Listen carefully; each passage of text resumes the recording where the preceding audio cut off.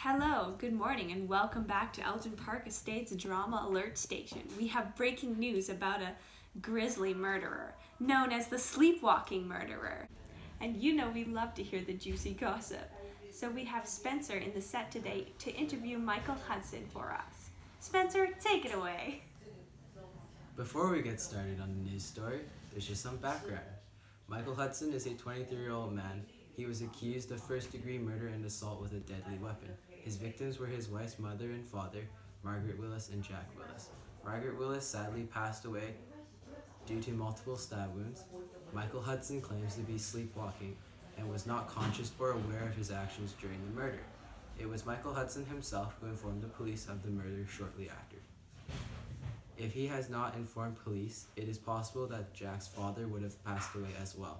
The officer was approached by Michael Hudson, who explained he was in a hysterical and remorseful state. The defense in this case is not trying to argue whether or not Michael Hudson killed Jack and Margaret Willis, but whether Michael Hudson was sleepwalking and or conscious of his actions. Here with us today is Michael Hudson to speak further on his defense. We have Michael Hudson here for his interview. Welcome, Michael. Thank you for having me. I hear that before this incident, you just had a newborn baby. Congratulations. Yeah, thank you. How did that impact your life? Well, having some personal issues like with money and financial status, having a baby is very tough on my wife and I right now.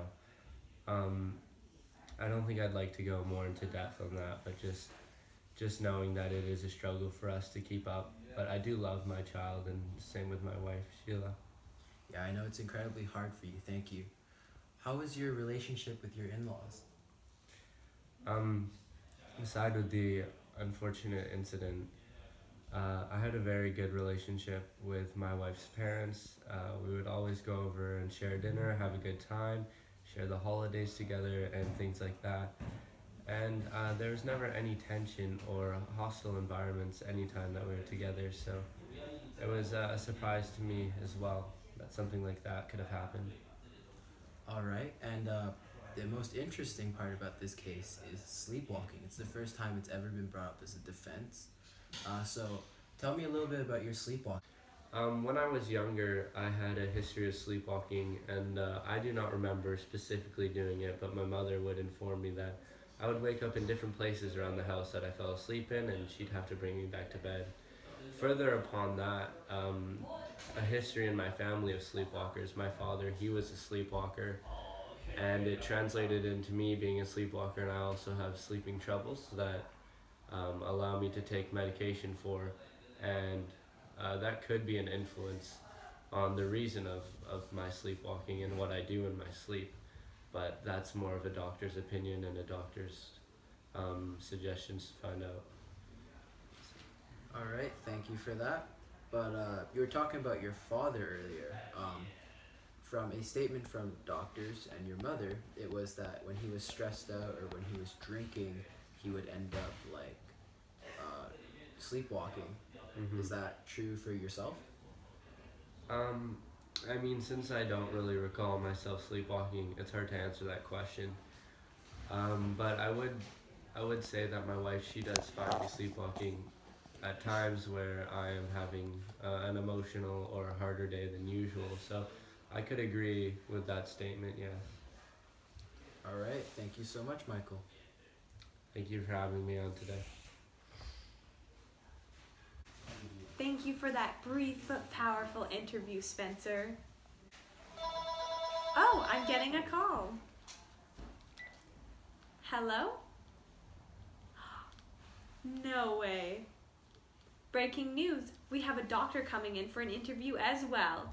Dr. J. Tyrone is a specialist in sleepwalking, and he's going to be interviewed today. Well, thank you for being on the show with us today. I'm hoping we can find some more juicy gossip about the case. So what are your thoughts? Is it real? Is it fake? We're just dying to know. Well, I have been a so-called sleep expert for 10 plus years now. And in all my years of going through this process of seeing these victims, I think that he is a very unique case. We haven't seen anything quite like it. But in the past, we have seen violent outbursts from children who are trying to be awoken by their parents while they're sleepwalking. And we've also seen people who are driving while they're sleeping, and it's different from passing out at the wheel and continually driving. This is like full blown, they know the route and they're just driving around. So I've heard you guys, science guys, have done some crazy tests on his brain. Can you elaborate on that for us, please? Well, there's a lot I can't say before it goes into the trial, but we have done neurological tests on his brain, and scans indicate, such as CAT scans and EEG scans, indicate that Michael Hudson's brain is perfectly normal. He's not experiencing things such as epilepsy or an episode of psychosis. Also, he has very strange sleeping patterns recently. He's going through a lot of stress and he spends long periods of time in a deep sleep. He awakens abruptly and his sleep is fragmented by brief awakenings. This pattern of sleep somewhat resembles that of a young child. Michael Hudson may have attacked his in-laws because he was in intense stress at the time. So how do you think the people of Elgin's estate will relate to this in any way? You know, we don't really talk about mental issues that much, and I really think it'd be great to hear a doctor's opinion on how society can really, relate to this case. Well, I think that anyone who has a child or just like a child or even an adult, it's not embarrassing to come out to deal with these issues because there are sleep doctors now and we specialize in this sort of thing. And I think that it's very important that if people are having these issues that it becomes known to their family per se, so that way everyone could be more safe, because this may be the first incident that something as major as this happened. It may be the only incident, and we hope to keep it that way if more people would come forward and we give them the proper treatment, perhaps medication, but most of the time it's just some sleep exercises. Well, that was so heartwarming.